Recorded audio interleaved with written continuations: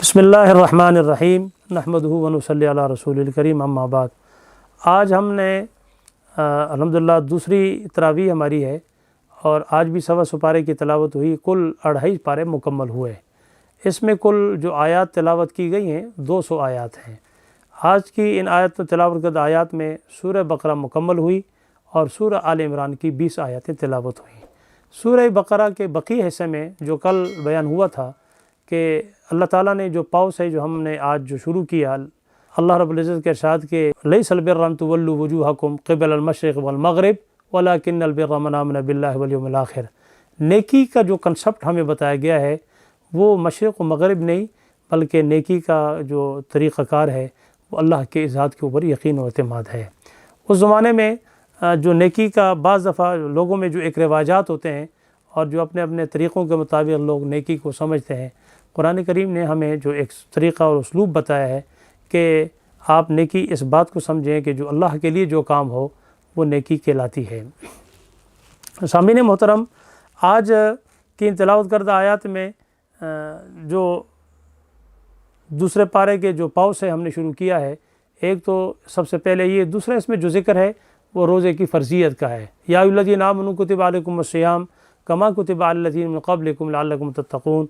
ए ईमान वालों, तुम पर रोज़े फ़र्ज़ किए गए हैं जैसे कि तुमसे पहली उम्मतों पर रोज़े फ़र्ज़ किए गए, लअल्लकुम तत्तक़ून, ताकि तुम मुत्तक़ी और परहेज़गार बन जाओ। ये याद रहे कि रोज़े का मकसद वो अल्लाह के यहाँ वो यही है कि बंदा जो खाने पीने और नफ़सानी ख्वाहिशात से अपने आप को रोके रखता है वो किस लिए? इसलिए कि अल्लाह का हुक्म है। यहाँ एक छोटी सी बात को ज़हन में रखें कि जहाँ हम अल्लाह के हुक्म के मुताबिक इस अमल को करने के लिए तैयार होते हैं कि जी हमने अल्लाह के हुक्म को मानना है और खाना पीना नहीं, बावजूद गर्मी के, बावजूद आपके पास तमाम नेमतों के मौजूद होने के और आपके पास हर एक सहूलत के मौजूद होने के, हम उसमें फिर भी कोई ख़यानत नहीं करते। तो इसी तरह अल्लाह के जिस तरह ये हुक्म है, बाकी अहकामात भी फ़र्ज़ हैं। जैसे नमाज फ़र्ज़ है, रोज़ा फ़र्ज़ है, ज़कात फ़र्ज़ है, हज फ़र्ज़ है, उनके अंदर भी डंडी नहीं मारनी चाहिए। हम तो सिर्फ़ एक काम को करते हैं कि जी बस साल के अंदर इस महीने में हमने रोज़े रख लिए तो बस हमारा सारा काम, सार के गुनाह माफ़ हो गए। भाई ऐसा नहीं होता। अल्लाह का उसूल और ज़ाब्ता ये होता है कि आप अपने नेकी को कंटिन्यू जारी रखें। जैसे हदीस मुबारका में आता है, इन्ना हब्बल आमाल इलल्लाहि अदवमुहा व इन क़ल्ला। अल्लाह ताला को आमाल में सबसे ज़्यादा वो अमल पसंदीदा है जो हमेशगी के साथ हो, अगरचे वो थोड़ा हो। रमज़ान मुबारक का महीना चूँकि ये बरकतों का, रहमतों का, सआदतों का, वुसअतों का महीना है, अल्लाह रब्बुल इज़्ज़त ने कुरान में जो हमें कहा कि तुम पर रोज़े फ़र्ज़ किए गए, और इस रमज़ान की खुसूसियात में से एक सबसे बड़ी खुसूसियत कुरान में जो ख़ुद बयान की, शहर रमज़ान अल्लज़ी उन्ज़िल फ़ीहिल क़ुरआन, कि अल्लाह ताला ने रमज़ान के महीने में कुरान को नाजिल किया है। और कुरान का नुज़ूल भी आज ये भी ज़हन में रखें कि नुज़ूल 2 मरतबा का है। एक तो वो नुज़ूली है जो सिदरतुल मुंतहा से अर्श तक जो नाजिल हुआ, अर्श से वहाँ तक आसमानी दुनिया तक, वो एक दफ़ा में है। और फिर वहाँ से नबी करीम सल्लल्लाहु अलैहि वसल्लम की ज़ात अली के ऊपर जो उसका नुज़ूल होता है वो बतदरीज आहिस्ता आहिस्ता थोड़ा थोड़ा करके 23 साल के अरसे में मुकम्मल नाजिल हुआ। कुरान करीम की इब्तिदा का नुज़ूल जो है वो रमज़ान से होता है।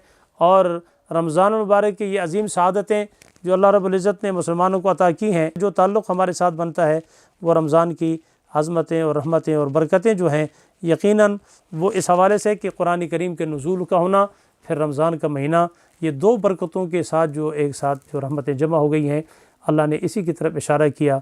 और फिर रोज़े के लिए भी हमें कहा कि तुम में से रोज़ा उन लोगों पर फ़र्ज़ है कि जो बीमार नहीं है, जो परेशान नहीं है, मतलब मिसाल तो बीमारी है या सफ़र में है, तो उनके लिए इजाज़त है कि वो रोज़े को उस वक्त अगर नहीं रख सकते तो बाद में रख लें। लेकिन यहाँ से भी हम हर काम में थोड़ी सी डंडी मारने के आदी होते हैं। हमारे माशरे की कौम की है कि जी देखो जी सफ़र है, उस ज़माने के सफ़र भी मुश्किल हुआ करते थे, लेकिन यहाँ जहाँ हमें सफ़र में अगर आसानी और सहूलत से बंदा अगर रोज़े को रख सकता है तो उसको रखना चाहिए। बाकी अगर बीमार है या ऐसी बीमारी है जिसमें रोज़ा नहीं रख सकता तो उसके लिए भी इजाज़त है। फ़इद्दतुम मिन अय्यामिन उख़र, कुरान ने कहा कि दूसरे दिनों में उस गिनती को पूरा कर लिया जाए। इसी तरह रोज़े की अहमियत के साथ साथ अल्लाह ताला ने हमें जो और हकामात में से एक हुक्म सबसे बड़ा दिया वो ये कि हज के हवाले से जो कहा, और हज के दिनों में जाकर जो हम अल्लाह की इबादत करते हैं اور اللہ کے حکم کو وہاں اس میں بجا لاتے ہیں، تو اس کے بارے میں قرآن کریم نے بھی اسی دوسرے سپارے میں اس کا تذکرہ کیا۔ اسی طرح پھر اس کے بعد قرآن کریم کے اسی نصف کے بعد جو ہے اللہ تعالیٰ نے جو ہمیں ایک عظیم مقصد کی طرف کہا ہے، وَلَا تَنكِحُوا الْمُشْرِكَاتِ حَتَّىٰ يُؤْمِنَّ، ایک تو مشرکات سے، عورتوں سے تمہاری شادیاں نہیں ہو سکتی جب تک کہ وہ ایمان نہ لائیں۔ اسی طرح اس کے بعد جو طلاق کے بارے میں ایک اہم ایشو جو قرآن کریم کے صورت میں جو اللہ نے بیان کیا، تو الطلاق مرتان فامساک بمعروف او تسریح باحسان، تو وہاں پر یہ جملہ کہا ہے کہ معروف کہتے ہیں اچھے کام کو، اچھے انداز کو، اچھے طریقے کو۔ ہمارے یہاں حسن معاشرت جو ہے آج اس دور میں وہ مفقود ہے۔ ہم سمجھتے ہیں کہ اللہ تعالیٰ نے جو ہمیں اختیار دیا ہے تو ہم اس کو استعمال کریں اور بے دریغ استعمال کریں۔ تو معاشرتی طور پر جو آج ہم جن چیزوں میں جھگڑے ہوئے ہیں اور جن مسائل کا شکار ہیں، جو ہمارے گھروں کے اندر بے برکتی کے اسباب ہیں، ان میں سے حسن معاشرت نہیں ہے۔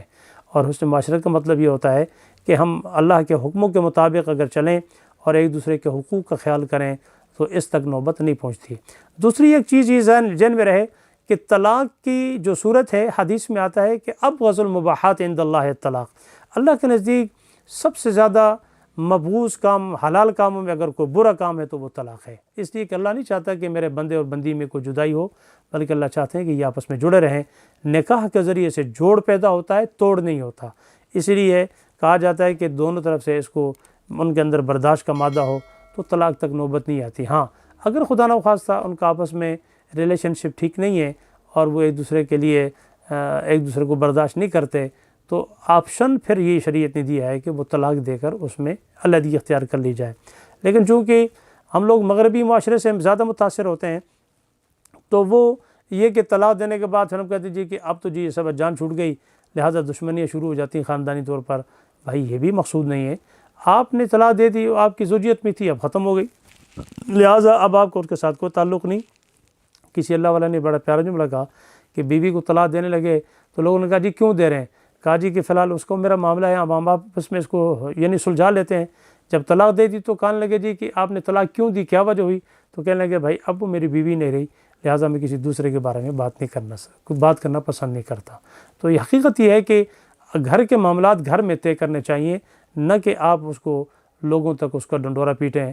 آج ہماری عدالتیں، ہمارے باقی نظام جو ان چیزوں سے بھرے پڑے ہوئے ہیں، وہ یہی وجہ ہے کہ ذرا سی بات نہیں ہوتی، برداشت کا مادہ ہے نہیں ہے۔ خصوصاً عورتوں میں یہ چیز کمی ہوتی ہے کہ وہ برداشت نہیں کر پاتی، تو پھر وہ طلاقوں کی لین لگ جاتی ہیں۔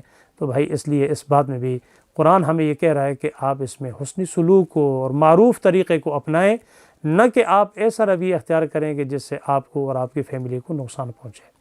اسی طرح اس پر چلتے ہیں آگے، عدت کے حوالے سے کچھ بات قرآن میں اللہ نے اس بارے میں کی ہے۔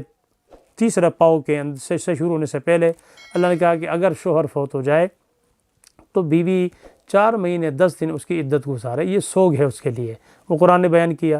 اسی طرح پھر نمازوں کی فرضیت میں حافظوا علی الصلوات والصلاۃ الوسطیٰ جو ذکر اس میں خصوصیت کے ساتھ فرمایا۔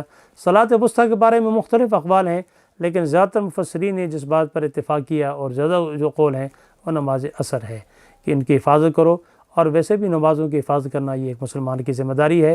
پھر اللہ تعالیٰ نے اس میں جو آگے ذکر خیر آتا ہے، حضرت داؤد و جالوتا، اور اللہ تعالیٰ نے وہاں ذکر کیا اس کا، یعنی مختلف پیغمبروں کی تبرکات وغیرہ چیزیں ہوں تو وہ بھی باعث برکت ہوتی ہیں۔ اور اس کا ذکر بھی فرمانے کے بعد تیسرا سپارہ جب شروع ہوتا ہے تو وہاں اللہ تعالیٰ نے تلک الرسل فضلنا بعضهم علی بعض، یہاں سے ایک بڑا اہم مسئلے کی طرف اشارہ کیا۔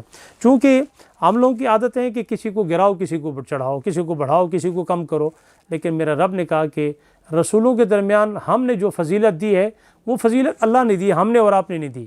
اس لیے میرے اور آپ کے لائق شان یہ ہے کہ ہم کسی بھی نبی علیہ الصلاۃ والسلام کی تقدیس اور اس کی ذات کے بارے میں کوئی جملہ نہ کہنا چاہیے، نام کہنے کے مترادف ہیں، کیونکہ ہماری حکم یہ ہے ہمیں کہ ہم سب کی عزت و احترام کرتے ہیں دل و جان سے۔ اللہ نے جتنے بھی نبی اور رسول بھیجے سب برحق ہیں، اور سرکار دو عالم صلی اللہ علیہ وسلم نے خود کہا لا تفضلوا بین انبیاء اللہ، کہ تم اللہ کے نبیوں کے درمیان آپس میں فضیلت کسی کو چڑھاؤ بڑھاؤ مت، اس لیے کہ اللہ تعالیٰ نے سب کو نبی اور مقدس مقام دے کر بھیجا ہے۔ اور یہ بھی ذہن میں رہے کہ نبی یہ کو کسب یا محنت سے نہیں بنتا، بلکہ یہ اللہ کے حکم سے اور اللہ کے فضل سے، اللہ جس کو چاہتا ہے انسانوں میں سے اس کو چن لیتا ہے۔ یہاں آیت الکرسی اس تیسرے سپارے میں ہے، جو قرآن کی ایک آیتوں میں سے ایک آیت ہے، بڑی آیت ہے جس کو آیت الکرسی کہتے ہیں۔ اس کے بڑے فضائل اور بڑے خواص ہیں۔ مفسرین نے لکھا ہے کہ ہر فرض نماز کے بعد جو اس کو پڑھتا ہے، اللہ رب العزت اس کے لیے جنت کے راستے کو آسان فرما دیتے ہیں۔ آیت الکرسی یہ اعظم صورت قرآن میں ہے، اور اسی کے اندر الحی القیوم، اللہ لا الہ الا هو الحی القیوم، یہ اسم اعظم بھی ہے، اور یہ ہے کہ اس کے ساتھ جو بھی دعا مانگی جاتی ہے اللہ قبول فرماتا ہے۔ اور ویسے بھی شیاطین سے بچنے کے لیے، شیطان سے بچنے کے لیے آپ اپنے اگر پڑھ کر اس کو اپنے پھونکیں ہاتھوں پر، جسم پر، اللہ سے دعا مانگیں تو اللہ کی ذات قبول فرمانے والی ہے۔ تیسرے سپارے میں جا اور مختلف احکامات ہیں۔ ایک تو حضرت ابراہیم علیہ السلام کا ذکر بھی اس میں اس حوالے سے آیا کہ اللہ تعالیٰ سے انہوں نے کہا کہ میں چاہتا ہوں کہ ربی ارنی کیف تحیی الموتیٰ، اے اللہ مردوں کو زندہ کیسا کرتے ہیں۔ تو اللہ تعالیٰ نے اس حوالے سے ان کے لیے جو بات بیان کی اس کا بھی تذکرہ موجود ہے۔ پھر اس میں سود کی حرمت کے حوالے سے وحل اللہ البیع وحرم الربا، یہ بڑا ایک عظیم چپٹر ہے۔ ظاہر سی بات ہے کہ بے حلال ہے، سود حرام ہے۔ بے کہتے ہیں ایک چیز کو دوسری چیز میں لینا دینا، معاملات، سود میں بھی یہ ہوتا ہے، لیکن سود کا معنی زیادتی، اور زیادتی کا مطلب یہ ہوتا ہے کہ جو چیز آپ کسی کو دے رہے ہیں، لے رہے ہیں، اگر اس میں زیادتی تفاضلاً، یعنی ایسی زیادتی پائی جاتی ہے کہ جس کا کوئی بدل نہیں ہے، جیسے مثال طور پر آپ نے قرض دیا کسی کو اور اس کے اوپر آپ 10 روپے 20 روپے زیادہ وصول کر رہے ہیں، یہ زیادتی سود کہلاتی ہے۔ اللہ تعالیٰ نے سود کی بڑی مذمت بیان کی ہے، قرآن اور حدیث میں اس کے بارے میں بڑے سخت احکامات بیان کیے ہیں، اور فَأَذَنُوا بِحَرْبٍ مِّنَ اللَّهِ وَرَسُولِهِ کہا ہے کہ تم گویا کہ سود کا جو اس کو جائز قرار دو تو یہ اللہ اور اس کے رسول کے ساتھ جنگ کا اعلان ہے۔ اس لیے بھائی اس سے بھی بچنا چاہیے۔ آج کل چونکہ ہمارے ملکی طور پر پوری انٹرنیشنل سطح پر سودی نظام، سودی مسائل، سودی کاروبار بڑے وسیع تر طریقے سے چل رہے ہیں۔ بہرحال ان سپارے میں مختلف احکامات کے ساتھ یہ بھی ہے۔ آخر میں جو سورہ بقرہ کی آخری آیت عام رسول سے آخر تک، یہ وہ بابرکت آیتیں ہیں جو معراج کے موقع پر اللہ نے بطور تحفہ عطا فرمائی۔ حدیث میں آتا ہے کہ جو شخص ان آیتوں کو صبح شام پڑھتا ہے وہ اللہ کی حفاظت میں ہو جاتا ہے۔ اس لیے ہمیں بھی چاہیے کہ ہم ان آیت کے ورد جاری رکھیں۔ اللہ تعالیٰ سے دعا ہے کہ اللہ تعالیٰ ہم سب کو عمل کی توفیق نصیب فرمائے۔